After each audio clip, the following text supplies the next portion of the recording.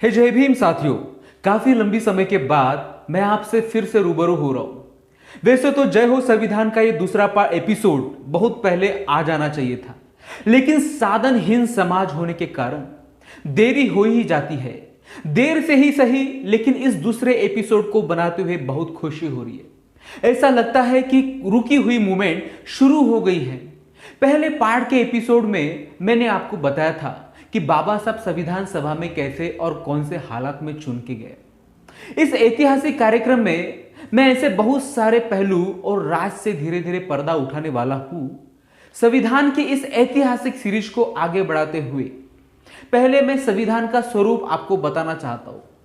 यह बहुत जरूरी भी है जानना कि बाबा साहब संविधान को अपने अनुसार बना पाए भी या नहीं।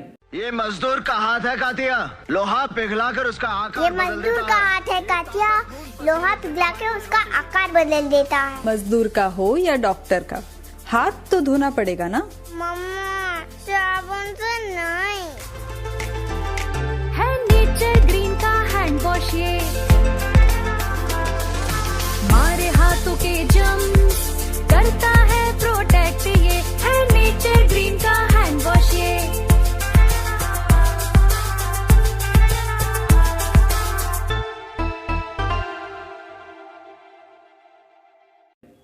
पंडित जवाहरलाल नेहरू ने बाबा साहब डॉक्टर भीमराव अंबेडकर को भारतीय संविधान के मुख्य शिल्पकार का नाम दिया है, किंतु यह भी एक कड़वी सच्चाई है कि वह इसको अपने विचारों के अनुसार नहीं बना पाए। वह ऐसा क्यों नहीं कर सके? इस प्रश्न का उत्तर जानने के लिए सर्वप्रथम उस सभा का स्वरूप जांचना होगा जिसने भारतीय संविधान का निर्माण किया। संविधान सभा में देश में विद्यमान लगभग हर राजनीतिक विचारधारा के कुल 296 सदस्य थे। इसके सदस्यों को प्रांतीय विधानसभाओं ने एकल संक्रमणीय सिंगल ट्रांसफरेबल मतदार द्वारा चुना था। इनके 4 विभाग किए जा सकते हैं। प्रथम कांग्रेसी सदस्य, दूसरा वे स्वतंत्र सदस्य जिनका सामाजिक जीवन में महत्वपूर्ण स्थान था और जो समाज के हर समुदाय से संबंधित थे तथा जिनका निर्वाचन प्रांतीय विधानसभाओं के कांग्रेसी सदस्यों द्वारा कांग्रेस के उच्चाधिकारियों हाई कमांड के निर्देशानुसार किया गया था। तीसरे वे स्वतंत्र सदस्य जिन्हें प्रांतीय विधानसभाओं के गैर मुसलमान और गैर कांग्रेसी सदस्यों ने निर्वाचित किया था। चौथे वे सदस्य जिन्हें प्रांतीय विधानसभाओं के मुस्लिम लीगी सदस्यों ने चुना था। भारत के विभाजन के बाद उनमें से बहुत से पाकिस्तान चले गए। जो यहां रहे वे संविधान सभा के सदस्य बने रहे। संविधान सभा के स्थायी अध्यक्ष डॉक्टर राजेंद्र प्रसाद ने अपने 26 नवंबर 1947 के एक भाषण में बताया था कि सभा पर 22 नवंबर 1949 तक 63,99,729 रुपए व्यय हुए। कांग्रेस में मुख्यतः ऐसे जनसेवक थे जिन्होंने गांधी जी के नेतृत्व में वर्षों तक देश की स्वतंत्रता के लिए संघर्ष किया। उनमें से बहुत से लोग व्यक्तिगत रूप में भी एक दूसरे के बहुत करीब थे। जवाहरलाल नेहरू, सरदार पटेल, राजेंद्र प्रसाद, सी राजगोपालाचारी और मौलाना आजाद प्रसिद्ध नेता थे। आचार्य कृपलानी और पट्टाभी सीतारमैया दूसरे दर्जे के नेता थे। हृदयनाथ कुंजरू, के संथानम और ठाकुर दास भार्गव जैसे अनुभवी सदस्य थे। स्त्री सदस्यों में हंसा मेहता, अम्यू स्वामीनाथन, रेणुका रे, पूर्णिमा बैनर्जी और दुर्गाबाई के नाम उल्लेखनीय है। गैर कांग्रेसी सदस्यों में डॉक्टर श्यामा प्रसाद मुखर्जी और डॉक्टर बख्शी टेकचंद जैसे व्यक्ति थे। श्री केटी शाह, जिन्हें वामपंथी बाजू के सिद्धांतकार कहा जाता था, सभा के प्रमुख सदस्य थे।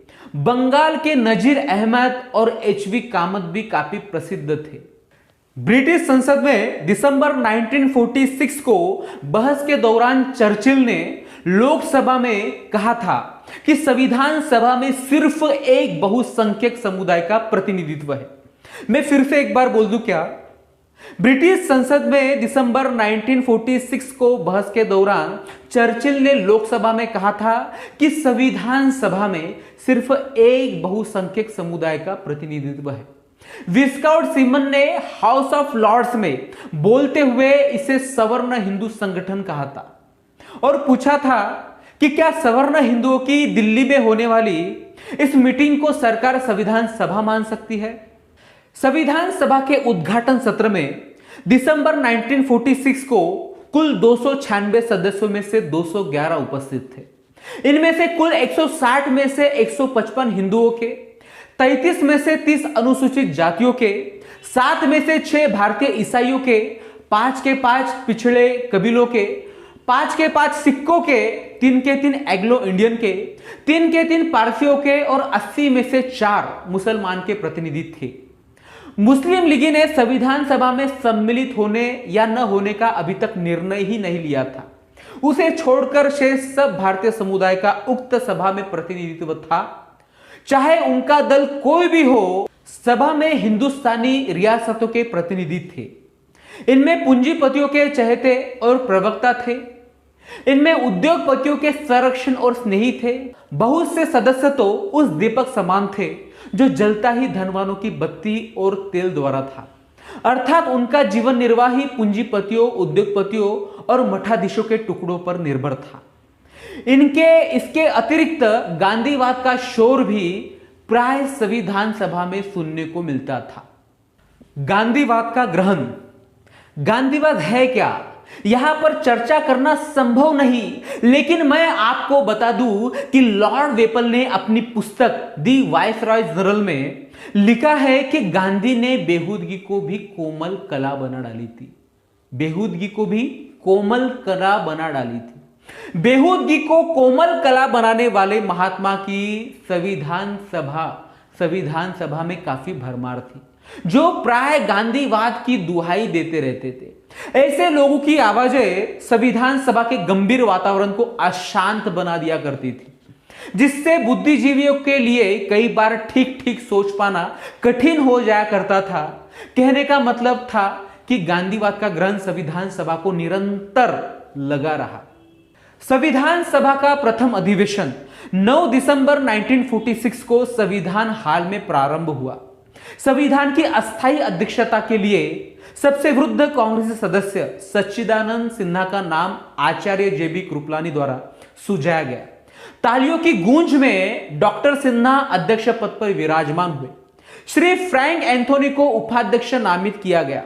सर्वप्रथम अध्यक्ष महोदय ने सभा में अमेरिका, चीन और ऑस्ट्रेलिया से आए शुभकामना के संदेश पढ़े और उसके बाद उन्होंने अपना उद्घाटन भाषण दिया, जो उन्होंने इस शब्द से समाप्त किया, यूनानो मिस्ट्रो रोमा सब मिट गए जहां से, बाकी अभी तलक है नामोनिशा हमारा। कुछ बात है कि हस्ती मिटी नहीं हमारी, सदियों राह है दुश्मन दौरे जमा हमारा। डॉक्टर इकबाल। बाइबल ने हमें उपदेश दिया है, जहां पर बुद्धि और दृष्टि नहीं है वहां के लोग नष्ट हो जाते हैं। 11 दिसंबर 1946 को श्री जेबी कृपलानी ने डॉक्टर राजेंद्र प्रसाद का नाम स्थायी अध्यक्ष पद के लिए पेश किया, जिसका समर्थन सरदार वल्लभ भाई पटेल ने किया। इस तरह डॉक्टर राजेंद्र प्रसाद संविधान सभा के अध्यक्ष चुने गए और अगले ही से उन्होंने अध्यक्ष पद का कार्यभार संभाल लिया। 15 अगस्त 1947 को भारत का 2 भागों अर्थात हिंदुस्तान और पाकिस्तान में बंटवारा हो गया। साधारण वैधानिक तथा संवैधानिक कार्य संबंधी सत्ता स्थानांतरित करने के बाद संविधान सभा की स्थिति के बारे में 20 अगस्त 1947 को महावीर त्यागी, डॉक्टर संथानम और दूसरे सदस्यों ने प्रश्न उठाया था। इसके परिणाम स्वरूप उसी दिन राष्ट्रपति ने एक समिति नियुक्त की, जिसके सदस्य थे जीबी मावालंकर, हुसैन इमाम, पीडी टंडन, बाबा साहेब आंबेडकर, अल्लादी कृष्णस्वामी अय्यर, गोपाला स्वामी अयंगर और बीएल मित्र। यह समिति भारतीय स्वतंत्रता अधिनियम भारत सरकार के 1935 के अधिनियम, संविधान सभा के नियमों और स्थायी आदेशों पर विचार करेगी तथा कार्यविधि संबंध प्रतिवेदन प्रस्तुत करेगी, रिपोर्ट प्रस्तुत करेगी। डॉक्टर बाबा साहेब अंबेडकर ने 29 अगस्त 1946 को 5 सिफारिशें करते हुए प्रतिवेदन प्रस्तुत किया। प्रथम सिफारिश यह है कि संविधान सभा को विधायिकी के रूप में कार्य करने का हक है और उसे वह कार्य करना चाहिए।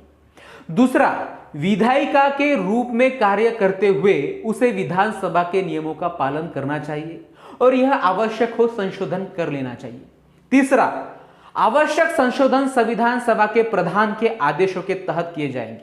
चौथा, संविधान सभा के संविधान निर्मात्री संस्था के रूप में किए गए कार्यों को साधारण विधायिका के रूप में किए कार्य से पृथक रखा जाए और अलग दिनों में रखे गए अलग सत्रों में उस पर विचार विमर्श हो। 5वां, स्थगन अधिकार सभा के प्रधान के अधीन होना चाहिए, न कि गवर्नर जनरल के। उक्त प्रतिवेदन को दृष्टिगत करते हुए सदन ने के.एम. मुंशी द्वारा प्रस्तावित एक प्रस्ताव पारित किया, जिसके मुताबिक सभा के कार्य होंगे। 9 दिसंबर 1946 को प्रारंभ हुए संविधान निर्माण के कार्य को जारी रखना और पूरा करना तथा तब तक उच्च विधायिकी के रूप में कार्य करना जब तक कि नए संविधान के तहत विधायिका अस्तित्व में नहीं आती। यह परिवर्तन 6 अक्टूबर 1947 को पारित हुए भारत के अस्थायी संविधान के आदेश के तहत गवर्नर जनरल द्वारा प्रभावी बनाए गए।